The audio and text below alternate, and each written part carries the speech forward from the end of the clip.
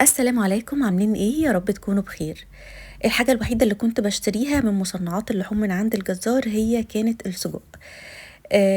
فمن بعد ما عرفت ان الجزار مهما كان نضيف فهو بيلم كل البقايا بتاعة الذبيحة بتاعته وبيفرمها وبيعمل بيها مصنعات اللحوم عنده سواء كانت سجق او برجر.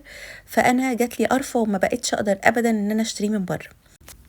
فكالعادة قررت النهاردة ان انا اعمله لكم بطريقة سهلة وكمان من غير الهانك اللي احنا بندوخ علشان نلاقيه. فيلا بينا نبدأ الطريقة، بس قبل ما ابدأ ما تنسوش لايك وشير وسبسكرايب للقناة. اول حاجة معايا كيلو من الفلفل الاحمر، وببقى شايلة الجزء الابيض اللي من جواه ده.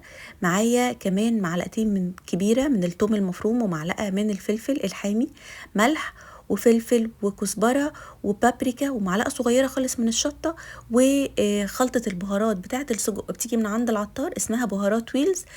شوفوا الكمية دي كلها كده كانت تقريبا ب20 جنيه او حاجة او ب40 جنيه. وهناخد منها معلقتين كبار. اول حاجة باخد الفلفل الاحمر ده، ينفع كمان الفلفل البلدي مش شرط الفلفل الالوان، اي فلفل احمر هاتوه افرموه، يتفرم كويس جدا، يبقى عايزاه ناعم خالص في الكبة.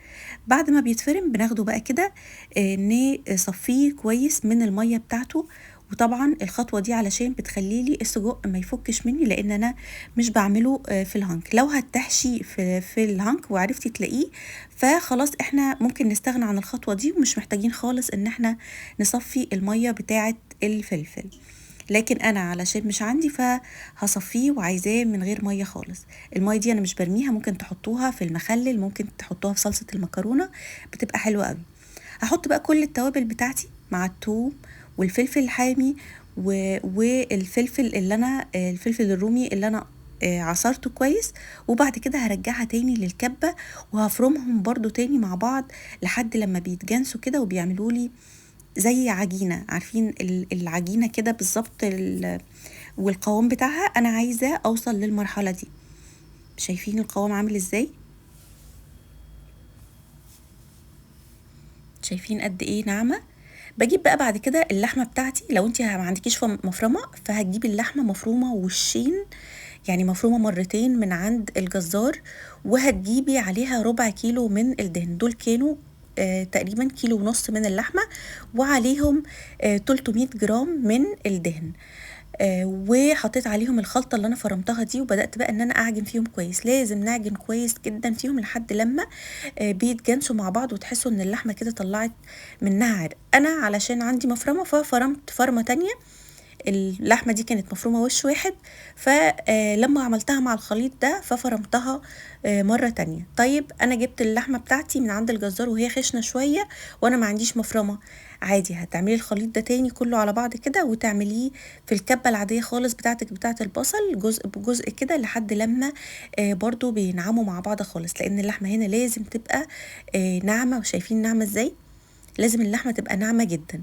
بعد بقى ما جبتها ففي طريقتين لتشكيل السجق. اول حاجة بجيب كيس تلاجة كده وبدهنه بالزيت وباخد كورة صغيرة وبعملها بايديا، او ممكن اعملها بالسكينة لحد لما بكون صباع كده، صابع رفيعة شبه الصوابع بتاعة السجق، او زي ما انتم شايفين كده بعمل بالسكينة. وبفضل بقى اكرر العملية دي لحد لما بعمل الكمية كلها.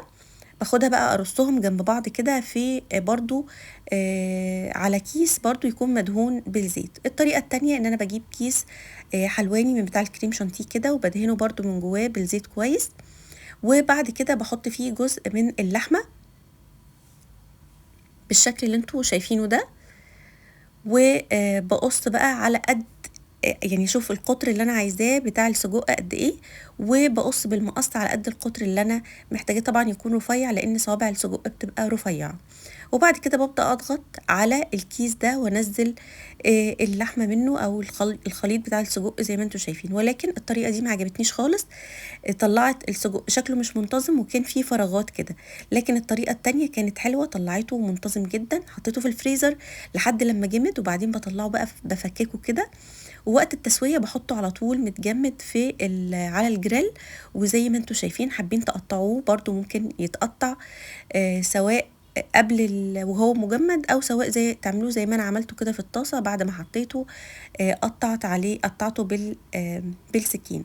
احط بقى عليه الخضار بتاعي والبهارات بتاعتي، ملح وفلفل بس، ما حطيتش حتى كزبره ولا حاجه، وكان طعمه خطير. لو الطريقه عجبتكم متنسوش لايك وسيف وسبسكرايب للقناه.